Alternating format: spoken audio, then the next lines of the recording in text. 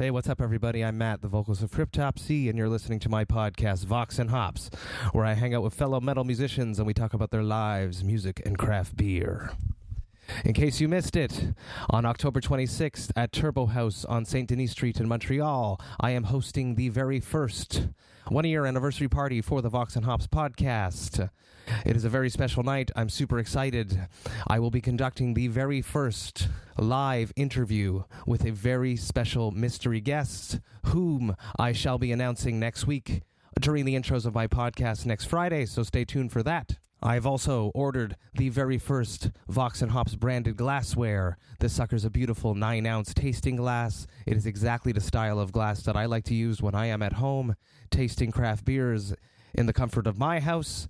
It has the classic black Vox&Hops logo on it. I'm super excited to receive these so that I can start taking pictures of them and sharing them out to all of you so you know what to expect. But what are you going to do with a glass in your hand all night? Well, I went and I brewed the very first collaborative Vox&Hops brew alongside the great people of Microbrasserie Le Fermentor from l'Assomption, Quebec. We brewed a delicious, hazy New England IPA that we have called Highway to Hops. So, in the description of this podcast is a link where you can purchase your tickets right now. With the ticket comes entrance to the party, you get the 9-ounce Vox&Hops branded tasting glass, and you get one free serving of Highway to Hops. Today on the podcast, I am with Ash Pearson, the drummer of Revocation. Here it is, Vox&Hops, episode number 74. I warn you, what you are about to hear is very disturbing indeed. Hey, what's up, everybody? Today I'm with Ash Pearson from Revocation. What's up, brother? It's been a long time I haven't seen you. Long-ass time. It's always good. Whenever I see you, I'm always happy. Yeah, likewise. There's just something about Canadian metalheads. Yeah. We just bond together. Yeah, definitely. Or is it the fact that we met on the boat? Huh? You know, it's funny. I actually remember when I met you. You had sort of just joined Cryptopsy, and it was like back in 2006 or 7. That's or correct. Something like that. Yeah. And that's when I first met you. At the Cobalt. Fucking right, I remember that show. And yeah. So it was like a different configuration in the band at the time or whatever. But I was at that show and I would just remember thinking like, God damn, you guys sound awesome. And I was like, wow, this guy can really sing too. And then we hung out afterwards. I helped you tear down Flo's kit a little bit. Gene Hoagland was there with his soon-to-be fiancée, and so I met her for the first time that night too. Laura Christine, shout out to her. Absolutely, and shout out to Gene. Yeah, big time. I remember that show. You do? I remember that show very well because at the end of it, the owner of the Cobalt in Vancouver was so drunk, and she was just whipping glassware against the walls saying, "Go home!" Yeah, that would be Wendy. Wendy 13 is her name. Yeah. Well, shout out, Wendy. You're very, very memorable. Jeez, it's hard to forget her. Yeah, so yeah, I met you maybe about 13 or 14 years ago. Yeah, well before the boat, actually. Oh, yeah. My bad. Yeah, well, that's why I'm here. We were both probably drunk that night, so. I also, another vivid memory of you is you showed up at Armstrong Metal Fest, and you brought a bunch of craft beers, so I knew. Good, yeah. I don't remember people's names. I don't remember people's faces. IPA guy. It was a Red Racer IPA. Yeah. Wow, at least you remember that. I remember beers. Yeah, it's funny. Yeah. No doubt.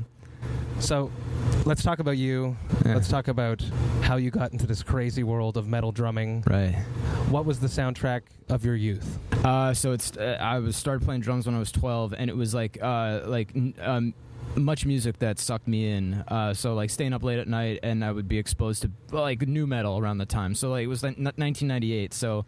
I mean, even if you're not a fan of new metal, like the shit that was going on, like in '98 was, better than it became or whatever. So like, like the Slipknot, Pantera kind of like Korn kind of bands, like just whatever was on fucking Much Loud. I didn't know anything about anything, and we didn't really have internet much back then. Just like slow dial up or whatever. So, that's right. So I would just stay up late. I'd tape Loud. I'd watch it over and over again, like the weekly episodes, and then I'd be like, oh, Obituary's sick. Oh, fucking, Sepultura, whatever they were playing at the time. Even some like just like weird shit. And then I started like playing with bands a little bit. Guys who were older than me, but like I was 13 and I was still kind of figuring shit out, and they were 15 and had kind of figured out a little bit more than I did about their instruments. So I had some catching up to do. But then I remember somebody played me Strapping a Lad when I was 14. And I was all into like the simpler like metal vocabulary, and then when I heard that, not just the production, I was like, whoa, like I don't even know what this drumming is. Like the double bass was like so fast, the rolls were so fast, and like everything was just coming at you so quickly, and it was also like kind of dirty production. It was like City by Strapping a Lad. And such a good album. Yeah, and I was just like, oh shit, I gotta like get into this more. Like I want to get into some crazier shit, and so that's when I took a bit of a pivot. So I was already like sold my soul to heavy metal, but then I was like, oh, this is like the real shit. And that was the rabbit hole. That was the rabbit hole for like extreme, complicated but tasteful drumming for me was Gene. Yeah. It's funny, and then I know because I know you, and as you just mentioned, you came to the show with Gene. Yeah. You ended up becoming friends with him. Yeah. How was that moment? What did you feel when the person that influenced you directly to start playing more extreme drums becomes your friend? What is that like? Yeah, no, it was really, really cool, and I was really young when it happened, and because he was living in Vancouver, because like I'm from Vancouver, Canada, for those who don't know, and Vancouver, like Strapping a Lad was essentially a local. They were a local band in that they all lived in Vancouver. So like you would see him at metal shows, and that's when I was cutting my teeth playing like live metal when I was like maybe 16. I think was my first show, maybe 17. And Gene would come out to the gross, dingy, disgusting metal clubs. He'd come out to the Cobalt and stuff like we were just talking about all the time. And that's where the bands he liked played. Yeah, so he not only did he play in Strapping, he played in like a bunch of Zimmer's Hole. He played in Zimmer's Hole, which I now play in. Do you? Yeah, I'm the drummer for Zimmer's Hole. Fucking right. Yep. Shout out to Zimmer's Hole. Totally, one of my favorite bands of all time, and his too.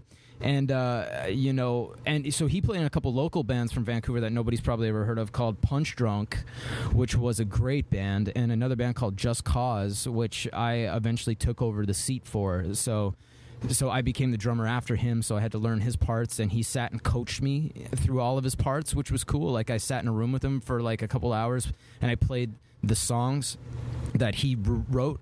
So I played it for him, to him, and he'd be like, oh, that was good, but this part needs work. This is what I'm doing. And, you know, he's coming from an ambidextrous left-hand lead kind of brain. And so I learned a bunch of shit. And this is like maybe 18 years old or something like that. But anyways, like going back a little bit. That must have been very stressful, though. No, it was fun because we were really familiar with each other, and he was very encouraging. And at the end of the day, no one's ever going to do it better than he is anyways, and you kind of just need to rest easy on that fact and just kind of do it the way you would do it, you know. He's just like special. You can't really top him necessarily. But yeah, he started coming, like he would come out to shows, and then he started coming out to my shows. My old band, Angel Grinder, that was my first band. And we were pretty good. It's a good band name. It is. I like it. It's not bad. Yeah. Angel Grinder. And yeah, he would come out to shows, and he'd help me like tear down my drums and shit. And then when he started playing in town with local bands, I would go and tech for him. So I'd set up and tear down all of his drums, and he'd pay me, and I'd watch him play. And like I teched on records. I teched on like Strapping record. I teched on Zimmer's Hole record. And live for him a bunch of times. So I just learned like kind of via osmosis. He's not the kind of guy who would like sit in a room with you and show you a bunch of like licks and like give you sheet music and all that shit. He would just be like, this is how I play this or whatever, and you kind of just watch and you'd ask him questions. And it's like, and the main thing about that dude is like, it's a lot of it is like conceptual, you know. It's like he would always say like drumming's like 90 or 95% mental, and then the rest is physical. So you know, and the other thing I noticed about him is like he would treat everybody just like so splendidly, like just he's always been very nice to me. Yeah. Strangers, complete strangers at shows, and not only that, he'd like remember your name. If you if you didn't know him, he met you one time, and then you saw him like a month later, he'd remember your name or whatever. He was just, that's a gift. He's just like that. Yeah, totally, absolutely. He's a very, very smart dude. So yeah, he's always influenced me. And then I got to do a thing with him at Drumeo where I got to be the host, and he was the teacher. So I got to it was the highest viewed lesson that they ever had. and it was really, really cool, and that was an honor too. But anyways, enough about Gene Hoglan. him. We love you. Let's talk about you. Yeah, that's right. But why the drums? Why did you start playing drums? Yeah, just like visceral, about as probably like any other metal musician. It was just like you were just sort of drawn to it for whatever reason. For me, it was just like I loved like the tones of the drums, and so it's like I would watch or listen to music, and then I'd just like find myself like just remembering the song in my head, and then being like kick snare or whatever, like I'd be like just like singing that to myself, and then I'm like, oh shit, maybe I like drums, and that's cool. yeah. I didn't know why or how, but there you go. Vox so Hops, what kind of beer you got? Yeah, here? Vox&Hops is all about craft beer and hanging out with metal musicians. Hell yeah. Today I brought you a special beer because I know you're a special guy and that you like craft beer. And I went to my craft beer store yesterday, and I was super stoked to find the Hypa number 6 from Brasserie du Bas-Canada. This is liquid gold. It is a hazy IPA. Oh, man. It's delicious. Let's see what the sucker's got. 6.5 ABV. Yeah, it looks amazing. I'm Great label. Pour this out. Sounds good. Oh, this man has poured a beer before. There's very, very little head on there. That's an excellent form. Oh, man, look at that. Yeah, you see the color is beautiful, beautiful, dank, hazy. Yeah. You smell it on the nose. It smells like mango juice. Oh, man. Cheers. Delicious. Santé. Santé. Oui, yeah. Cheers. Prost. Prost. And it's perfect. Oh my it's God. Fruity, creamy,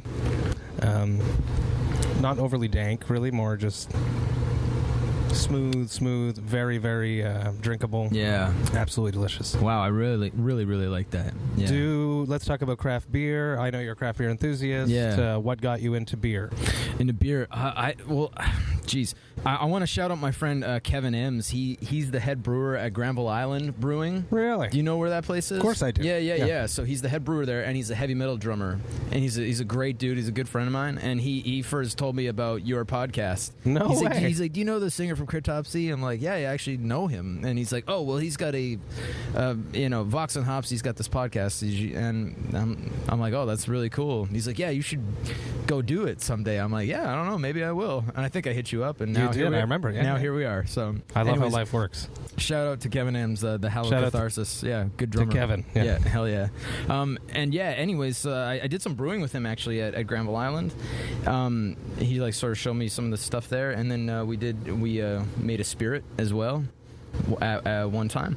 But going back to like, I mean, I'm not sure what got me into, like, because I brewed beer for a little while just at home. So I did some home brewing. And so I just like went and out, bought the equipment and just sort of sat and figured it out because I love to cook. So I was like, oh, well, it's kind of like making a soup, and then, you ferment and, let it sit or whatever. And I made a pale ale for my first time. I did extract brewing, but it was very, very successful. Like, it was just delicious. I drank the whole batch or whatever, slowly over time, but it turned out great. So, and then, it's just like started to get into it more and more. And it would be like, my old band 3 Inches of Blood, we would go out on tour. Those dudes like to drink shit beer, but I would like bring a bunch of I'd bring like 48 like good beers with me. So I could just have like a couple each night of stuff that I well and truly liked, Would there ever be a time when they've gone through all of their shitty beer and it's late at night, and then they turn to you, and they say, "Can I have one of yours?" More than I care to remember. Yeah, I would hide my shit too. Yeah, I'd be like, "Nah, man, fuck, I ran out yesterday." Yeah. Do you remember your first beer? Mm-hmm. It was kokanee, and it was like behind like the school, and it's like, I didn't like it because I don't know. I'm like, oh, beer sucks, and like, but like I'm allergic to a lot of shit, and I think I was maybe like just whatever corn syrup they might use, or I'm not even sure if they do, but it's like it wasn't quality beer, right? So I was like, oh, I don't really like this, and then eventually I had a good one, and I was like, oh, I love this. This is awesome, But the one that sort of, I don't really remember the one that did it for me, you know, but it was probably like a pale ale or something like that, where there's a little bit of more hop to like it. a flavor profile. Yeah, there's something that, a flavor profile, exactly. Yeah, so where probably it's not just refreshing and gets you drunk. Yeah, exactly. Yeah, I was more of a, toker anyways. What is the moment that you're most proud of in your career? In my career? Oh my God. I don't know. Because you've done a lot, you know? Yeah, we played Wacken in 2008 on one of the main stages, 3 Inches of Blood, and then we played to a full crowd, and it was really pretty special. And then we did a bunch of stadium shows with Slipknot too, back in like 2012 or something like that. That's fucking amazing. We did like 8 of them, and it was really fucking crazy. It was like really quite something, just like it was some of the best live sound I've ever experienced. So that was really cool. And then just like, like meeting and becoming friends with people that I grew up listening to and loving or whatever, that those are all like little like, kind of moments, like it's a big triumph personally for myself or whatever, but those are some of the bigger ones in terms of, and then getting an endorsement and not having to pay full price for stuff. I mean, I'm like, oh, thank God. Especially being a drummer. Yeah, it's the most expensive. I remember when I had my first pair of sticks and I first broke one. I didn't know that you had to buy more. I was like, oh, that's weird. My fucking drumstick broke. So I'm like, I guess I'll just duct tape it back together. So, of course. Yeah. So I still have it at home. It's got duct tape all over it. And I'm like, you mean I have to buy more? I'm like, oh, fuck. This is an investment. Oh, no. Yeah. Let's touch on 3 Inches of Blood. The band is defunct, or is it just on hiatus? Like, what state is the band at? Yeah, we're done. We played our last 2 shows, sold out 2 shows at the Commodore Ballroom. Such a nice venue. Yeah. I know you've played there before, right? Yes. Yeah. Twice, I believe. Yeah, I thought I saw you guys there. So we played 2 nights there, and it was really, really special. We brought up a bunch of old members and played some songs, and a ton of people there, and it was great. And by that time, I had just joined Revocation because I knew, like, okay, we're breaking up. I filled in for Revocation, and they offered me the job, and I'm like, well, this is a perfect move right now because, like, 3 Inches is done or whatever, finishing, and then it was a pretty seamless transition. But yeah, 3 Inches, I December 2008, I got the call, and then we went on tour in December 2007. January 2008, we went on tour with the Black Dahlia Murder. We were main support for them for like 2 months. So it was Black Dahlia, us, Hate Eternal, and Decrepit Birth. And that was my first real tour I ever did in a van. You guys sort of almost stick out on that. Yeah, I know. You're a bit more melodic, yeah. We always stuck out on most of the tours we were on. We did a tour with Hatebreed and Typo Negative one time. Okay. That was one of Typo's last tours before Peter died. And it was hosted. It was like sponsored by Jägermeister, so there was like money involved, and then it was just like, it was fucking one of the best tours I ever did in my life, just because it was so much fun every single night. And Hatebreed was a fantastic band. They won over Typo Negative fans. Like, imagine that. Which is hard to do. Yeah, they're like polar opposite music, but Jamie Just he's just such a front man. A front man. He got like all the people dressed like the Crow, fucking like pumping their fists to their music. It's like, whoa, damn. There would be no Vox&Hops if it wasn't for the Jasta show. So huge shout out to Jamie Jasta. Really? Yes. No shit. Absolutely. Oh, cool, man. What is one misstep that you wish you could take back? Maybe having a little bit more formal training when I first started. I always like sort of played by ear and shit like that. And it's like, I find a lot of the work that I do nowadays is like trying to like just get back to basics. Because like I got the vocabulary, but it's always about like having the technique to express it. So it would have been good if I had a proper teacher for the first couple of years to help me out with like better technique. But I'm like, I've corrected that shit mostly anyways, so but still and then maybe protecting my hearing a little bit more too. Oh yeah? Mm-hmm. Are you at a point where I'm starting to get a little bit of tinnitus? Nothing too crazy, but I just like, I don't know, it's just hours and hours of going to shows and playing. It's just like, I'm not sure if there was ever a way around it, just maybe one of those things. I've been told that you have to learn to love the sound of it. Yeah. That's the advice that I've received. Right. By an older gentleman who's quite the big rock star, Frank Marino. Mm-hmm. Oh wow, nice. Mahogany Rush told his nephew that you need to learn to love your tinnitus. Yeah. I'm making friends with it, unfortunately. Yeah. So maybe those are missteps. Yeah. If you could travel back in time and be on any of your previous tours and live it again, what tour, what lineup would that be? Yeah, definitely that Hatebreed Typo tour. Loved it. It was fantastic. Just a fun time all around. Really fun. Yeah, everyone got along, and it was just like, yeah, man, everything about it was like kind of like larger than life, and it was like 2 months long, and it was just like everyone was really, really cool. Oh yeah, the other thing that I love so much about it is that Johnny Kelly and Kenny Hickey, the guitar player and drummer from Typo Negative, they would open up their dressing room every single day, and they'd have kiss parties. So that's so badass. They'd take their dressing room, and then they'd have somebody put up like cardboard cutouts of the members, and like they'd buy shit. They'd like put up kiss clocks and lamps and shit like that, and posters, and then they'd just like blast music, like and then they'd be like, hey, everybody come party, and like come like drink our booze, basically. And so we'd hang out with them like all the time at kiss parties. That's really commendable. Yeah. And so it takes a lot of effort to do something like that. I know, man. I really admired that effort. And then we wouldn't just listen to Kiss. We'd like listen to Rainbow or Deep Purple or like whatever. But yeah, those were just like so much fun. Oh my god, yeah. Let's go back into beer. Back home, what is your favorite brewery?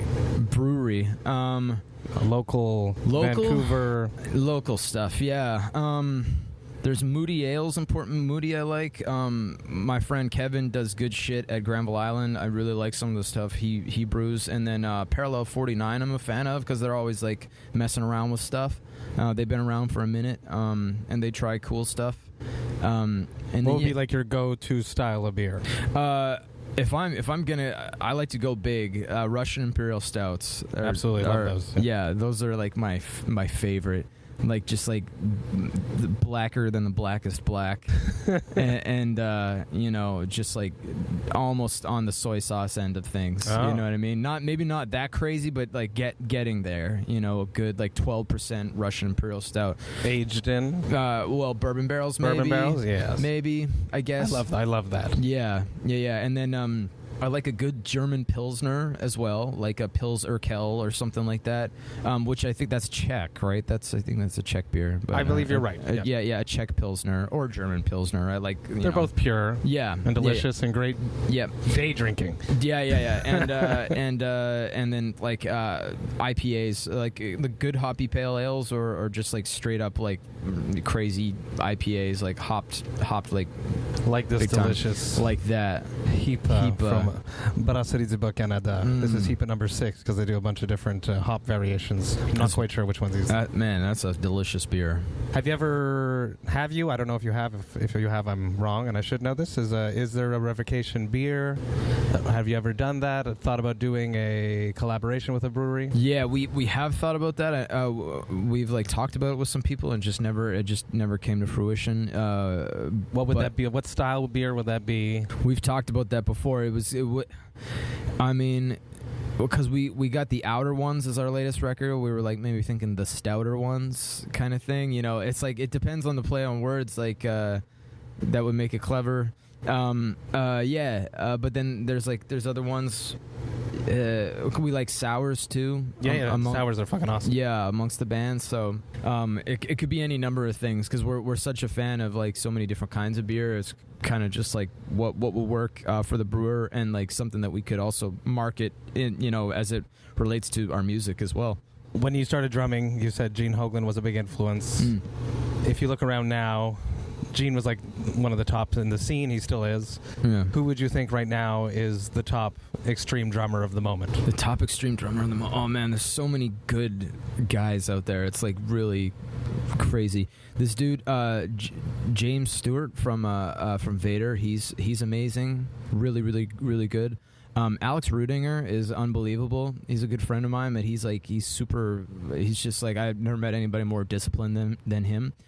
John Rice, he played in Job for a Cowboy, but he's played with like Behemoth. He plays in Uncle Acid and the Deadbeats as well. And he's like a consummate metal drummer. He's like really, really great. Yeah, I mean, man, there's tons. There's so many good ones out there. I mean, Flo's always, Flo's the man. He's really He's at good. the top of his game right now. Yeah, in my opinion. Yeah. Yeah. He's dialed everything into his fine science. Yeah, well, it's about he's been at it for a long time. I mean, I would expect nothing less from him because he kind of goes, when he does something, he does it well. So yeah. Is there something in your playing that you're still struggling with? Something you're not satisfied with? Is there like a moment every night that you're like, motherfucker, I did it. It worked. Yeah. What is that? Speed and consistency and relaxation. Yeah. Speed's a hard one for me sometimes because it kind of for me that like the variables kind of matter a little bit more when it comes to playing fast. Like just like what. How the mix in the room, like the monitor situation and stuff. It's kind of like how well I can hear myself, and then just like trying to relax. We're just relaxing more during the fast parts and stuff. Playing fast is hard. For at least for me, it is. It takes a lot of like work. Whereas like for hands or feet or just everything in general. Well, yeah, both. But it's like, and I think it's also because it's one of the things that I practice the least at home.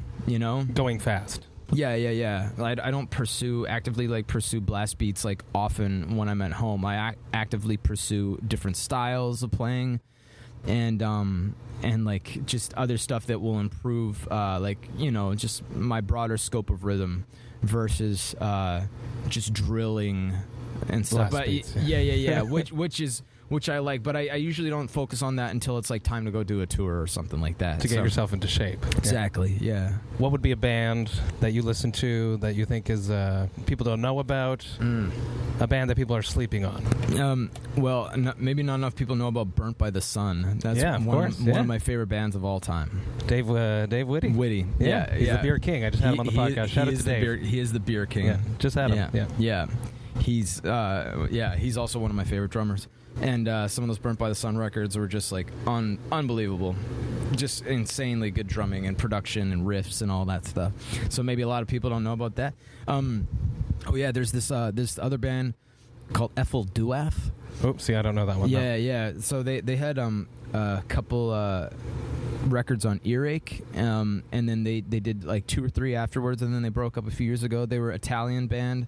I actually just did an article on the drummer that they had on their first 2 Earache releases. This guy's like, he's like 65 years old or something like that, but he's a jazz drummer, but he played like in a metal context, and it's just like, it was like some of the best drumming I've ever heard in my life, because he's like super schooled and smooth player, but he does jazz and metal like in such a way where it's a perfect marriage, and the riffs and the music is insane. And so I felt like not enough people knew about this guy, so I hit him up and I shot him some questions and put an article together. Is that something you do? Where do you publish articles? I've done it before, yeah, and like it kind of, I don't know. It's not. I'm not consistent with it, but I was just like, hey, I'm like, God damn it, people need to know about this guy. Where was it published? Just on my website. Cool. Yeah, just on my website, because like I don't really write for any publications. It's just something I wanted to do. ashpearson.com. It's like in like the news or the articles or something like that. I got a bunch of stuff on there. I got a book that I sell. I transcribed the performance from our last album, the Outer Ones, and then put it into a PDF. And I also sell physical copies, and people can like buy that shit. Playing. Yeah. The entire like tabbing it out. Tabbed out. Yeah, the entire of the record. drums. Of the drums. That's badass. Yeah. It was fun. It took me a while. I can imagine. Yeah.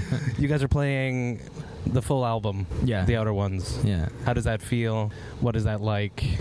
It's fun. It's fun because like I played on all that shit, so it's like I can like I can stand by all the parts, and they're all already very familiar. And the first couple songs are they're bangers, so I gotta make sure I'm all well and warmed up and stuff like that. But it's a lot of fun, man. Take me through a typical warm up. What is your warm up? When does it start for your set? Yeah. You know, how much time do you need? About 40 minutes, give or take. You know, I start with basic stuff, like just very, very basic stuff. Singles, doubles, paradiddles, all that kind of shit. And then it's just things like I'm trying to ramp up the speed and stuff like that too. So I do that slowly. You know, I'll start.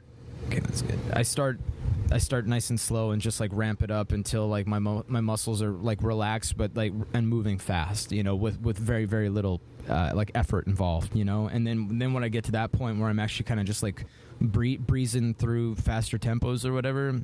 Then I feel like I'm kind of good to go, and maybe I'll work on like a little bit of coordination stuff. The important thing for me is to not try and warm up with anything that I don't already know. Mm-hmm. You know, some people will be like, "Hey, let me try and mess around with this jazz ride pattern thing or whatever." It's like unless I already know it like the back of my hand, I'm not gonna do that. It's just gonna throw you off. Yeah. It's better just to reinforce what you already know, because that's the shit that will be most useful to you. One last question: When was the last time you were nervous? Nervous? Anytime I cross a border. Yeah, for no reason other than like I just know they can mess with me if they want to. I don't really get nervous when playing too much. You know, if I make a mistake, I try and like make sure I don't stay nervous about making mistakes, because you'll be way more likely to make a mistake. I call it the spiral. Yeah, the black spiral. Oh man, yeah. I'm trying to avoid the black spiral at all costs. It's very stressful. Ash, thank you so much. Thanks, buddy. Sitting down with me, sharing a great beer, Vox and Hops. I really appreciate it. I appreciate it. So stoked to watch you guys tonight in Montreal at Corona. Cheers. Cheers. Hey, what's up, everyone? Thank you so much for listening right to the end. You know that I love and appreciate that. Ash is such a cool dude. As we mentioned in the podcast, it was a long time standing that we wanted to conduct this interview, and as soon as I saw he was coming to Montreal, I hit him up right away. As soon as I saw that flyer with the Montreal date on it, I was like, it's happening. And it did, and it was cool. It was a great night. It's always nice to hook up with people that you hadn't seen in a while, and he even repped his Vox and Hops alumni shirt on stage, which made me feel really good, and I really appreciate that. Ash, thank you so much. I can't wait to see you again and to share more beers with you. As always, if you have any suggestions, any recommendations, you can always send me an email at matt@voxandhops.com. That's matt@voxandhops.com. And I love reading any emails that I receive from any Vox and Hops heads. I really appreciate it, whether it be someone you want me to interview, some beers that I should be checking out, some albums that I should be listening to. Just send me an email. I love it. I love it so much. I hope you guys have a great weekend. It's Friday. Enjoy yourselves. Remember to enjoy life, metal, and craft beer. Cheers, Vox and Hops heads.